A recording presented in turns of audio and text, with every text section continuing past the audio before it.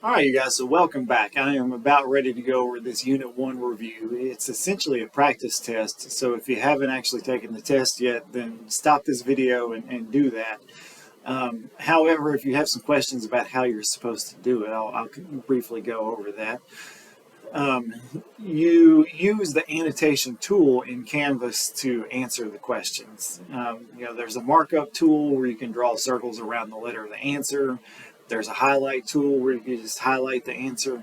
And if you haven't used the annotation tool before, although you should have doing the work along the way, but if you haven't had a chance to learn how to use that, there also is a video that's posted in this section that says annotation tool tutorial, and that'll show you how to use that tool and submit your work. So if you have not done this practice test yet, then again, pause the video, do the test, and then come back as we go over the answers. All right. Okay, number one, and this first passage was actually, it was fiction, but it certainly had the feel of a real life situation that probably many of us have experienced or heard about or seen on TV, the whole being late for a flight situation. But number one asks, which detail from the passage best explains? We're still on this language of best. There could be answers that are believable but not best. Explains why Miriam books an 11:45 flight, and it's A. She doesn't have enough time to get to her gate at her originally scheduled flight, so she does what all of us have probably had to do in a similar situation. Schedule another one or book the next flight available. Okay, number two, what's the best summary of the passage? It's B. Miriam's running late, misses her flight, books a later flight, and then runs into an old friend. These others, have some inaccuracies in there or do not pick up enough of the key details. Maybe don't describe the fact that she runs into the friend at the end of the passage, which is a pretty crucial detail to the meaning of it.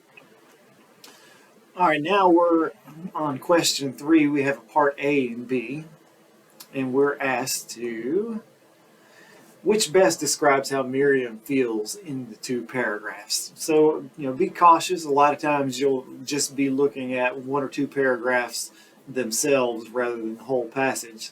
So don't answer based on the passage as a whole, but what you've been given in the question. And so in that case, it's A, annoyed. We can see a lot of it there. I got it with the exclamation point, snapped Miriam. Couldn't she see that she was in a rush? So the language there certainly conveys annoyance. And, part B is A, where the sentence I just pointed out is. Okay. Number 4, what is the theme of the passage? And it's A, things don't always go as planned. If I were myself answering what I thought the theme of this was, I would do a little better than this answer. I would say things don't always go as planned and sometimes lead to favorable results. And what I mean by there is, she was annoyed that she had missed her flight and was, really stressed out about it until she ran into the old friend. And there seemed to be kind of this reason now that she's missed a flight or a benefit from it. That was never directly or explicitly stated in the story, but all of the details as the story progresses lead in that direction. Certainly the change in attitude that Miriam has by the end of the story, from frustration and annoyance to being, joyful at seeing a long-lost friend. Okay, and number 5, which sentence best illustrates that Miriam feels happy when she sees Yvette? And we'll go with D. Miriam jumped from her seat grinning ear to ear. And just notice how Miriam's behavior and the description of it, the excitement of leaping from her seat and the grin, visualize it in your mind and see that it communicates that happiness that she feels. All right. On to therapy dogs. This is an informational passage.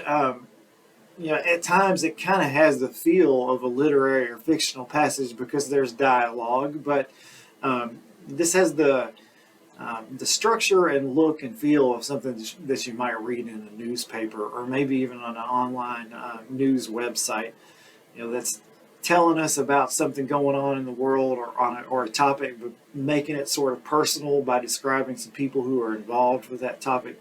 So that's what we have here. It's a description of the role of therapy dogs in hospitals, but also they explore one of the patients in the hospital and his experience with the therapy dog, Mr. Ford. Okay, so on to the questions. Number 6 asks, where does Tamara bring Samson and its C to a hospital? Here, C to a hospital. 7, what's the main idea of the passage? And it's C, therapy dogs are helpful in bringing healing to those in need. And kind of as I said with other questions, these other answers are things that are true about the passage or according to the passage, that we need more dogs, that there are this number of dogs there. This is an opinion, I would say. But C is the big picture statement of the main idea. All of the supporting details, the description of the role of therapy dogs, the description of how a therapy dog has helped Mr. Ford, a patient in the hospital, all of those details point towards the main idea. Okay, question 8, why does the author include information from the American Journal of Critical Care? And it's C, to illustrate ways in which therapy dogs help people. In other words, to be specific about, how they help patients, psychologically or mentally. I might also add that, citing a medical journal like this adds credibility to the passage, bringing in kind of an expert point of view. Certainly makes the topic and the information in there more credible, reliable, believable, and free of bias. All right, number 9, which best describes the main idea of the paragraph, not the passage as a whole, but the paragraph. And it's D, that Mr. Ford enjoys Samson's company.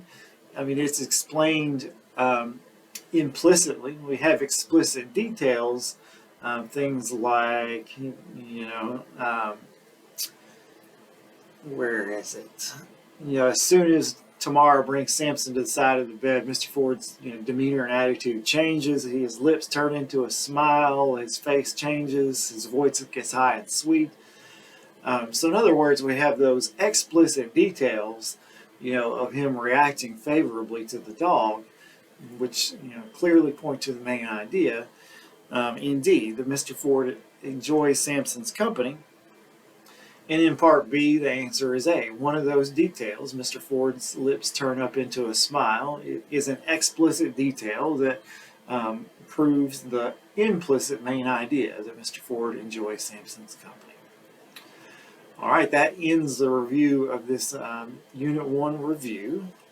Next, we'll be doing Strategy 6. We'll be changing topics just a little bit, moving into vocabulary. If you have worked through the Language E module, you'll know that there's some instruction on vocabulary in there.